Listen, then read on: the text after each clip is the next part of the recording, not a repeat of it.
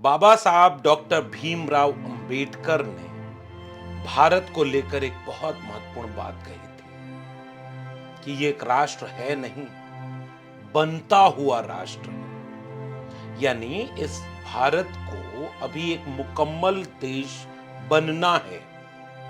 वो कैसे बनेगा मुकम्मल?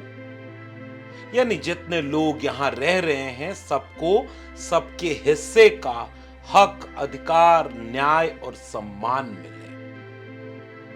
तो ये कैसे मिलेगा? इसके लिए देश में संविधान बना और उस संविधान के समय ये जब नया भारत बनाने की कोशिश हो रही थी तो सबने ये सोचा कि जो हजारों साल से पीछे रह गए उनके साथ तो हर किस्म की गैर बराबरी हुई।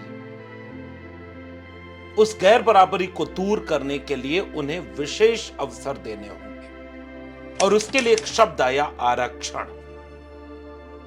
और एससी एसटी को आरक्षण भारत के संविधान के समय मिला।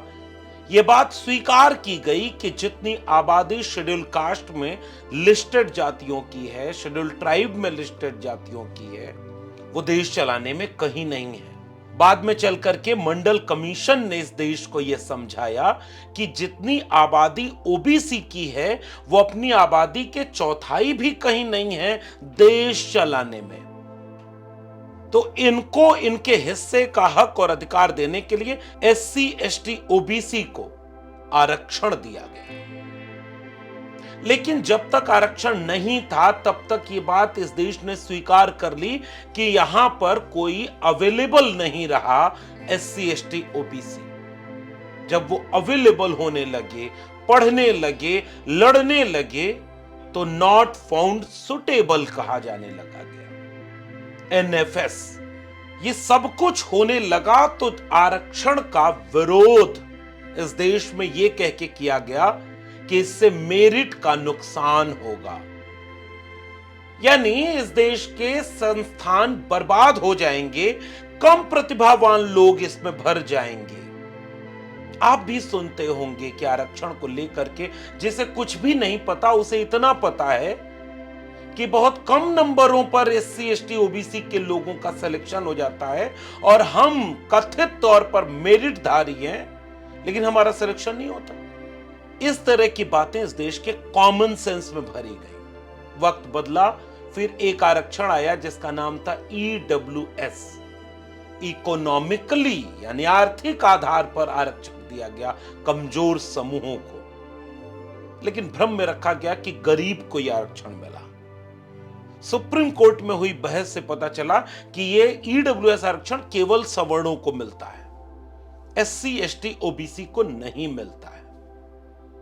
लेकिन जब ईडब्ल्यूएस आरक्षण मिला तो जैसे मंडल कमीशन के समय विरोध हुआ, आगजनी हुई, तोड़फोड़ हुई, हिंसा हुई, अखबारों की हेडलाइन छपने लगी कि अब तो मेरिट खत्म, अब तो देश के विश्वविद्यालय जो टॉप 100 में 100 के 100 विश्वविद्यालय भारत के थे, देश भर के ज्ञान विज्ञान अनुसंधान पर भारत का कब्जा था, देश में सारी सॉफ्टवेयर से लेकर के मोबाइल कंपनियां, गाड़ियों की कंपनियां, हर तरह का मैन्युफैक्चरिंग हब भारत बन गया था।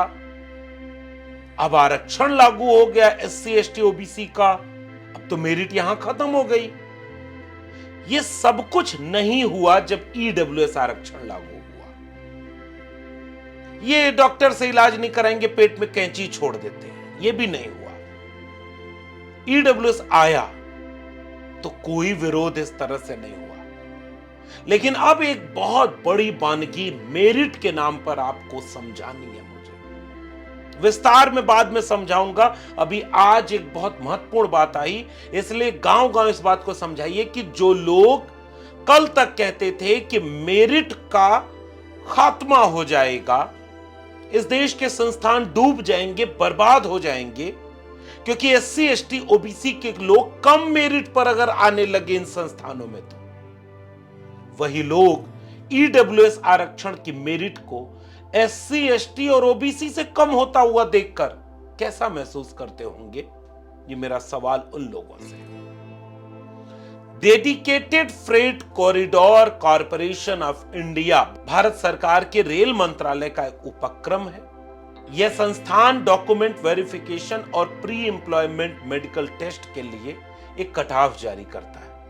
कट ऑफ में यूआर की कट ऑफ 102.5, ईडब्ल्यूएस की कट ऑफ 102.5, ओबीसी की कट ऑफ 103.5, शेड्यूल कास्ट की कट ऑफ 102.5 और ट्राइब की 99। फिर से उस शब्द को याद करिए, मेरिट। ये सारे लोग कल तक विरोध करते रहे कि एससी, एसटी, ओबीसी को मिलने वाले आरक्षण से मेरिट खत्म हो गई है। और जब ईडब्ल्यूएस आया, जो केवल इस देश के अपर कास्ट को मिलता है यह आरक्षण, उसकी कट ऑफ ओबीसी से भी कम चली गई।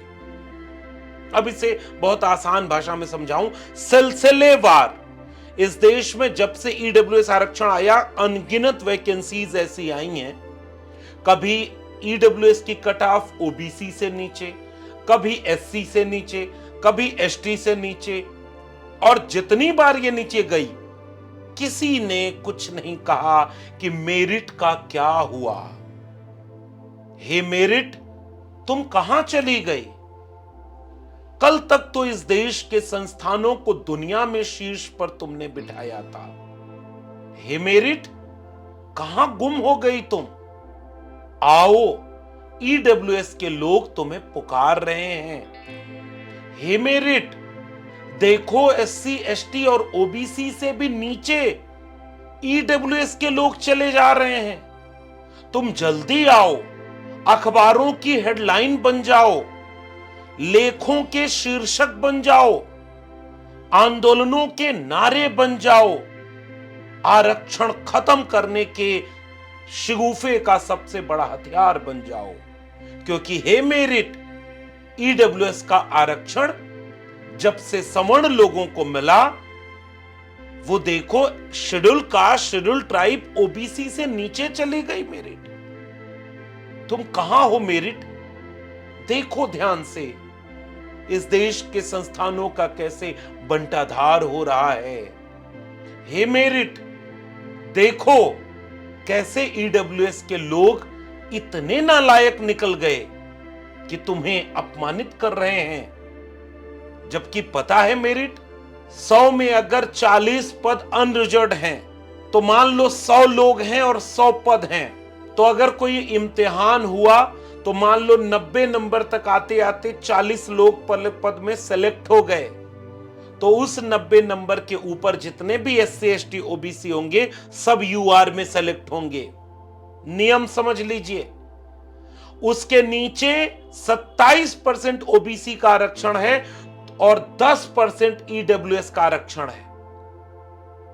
शेड्यूल कास्ट को 15% आरक्षण है। तो हर हाल में शेड्यूल कास्ट और ओबीसी से ज्यादा कट ऑफ होनी चाहिए ईडब्ल्यूएस की। यानी ईडब्ल्यूएस की कट ऑफ से बहुत नीचे 2.5 से 2.5 गुना लोग सेलेक्ट करने ईडब्ल्यूएस से ज्यादा ओबीसी में, 1.5 गुना लोग सेलेक्ट करने जाने हैं शेड्यूल कास्ट में ईडब्ल्यूएस से। फिर कट ऑफ बराबर या उससे नीचे कैसे? इसका मतलब कहीं नियुक्तियों में भी घोटाला तो नहीं हो रहा। इसकी जांच पड़ताल करना एक जागरूक समाज की जिम्मेदारी है। हमारा क्या, हम तो आपको सचेत करते रहेंगे। और ऐसे और आंकड़े मिले तो नीचे बताइएगा। एक बार कोशिश करूंगा कि इस मेरिट के खेल को विस्तार में समझा सकूं। तब तक हे मेरिट, मेरी तुम्हें विनम्र श्रद्धांजलि है। शुक्रिया।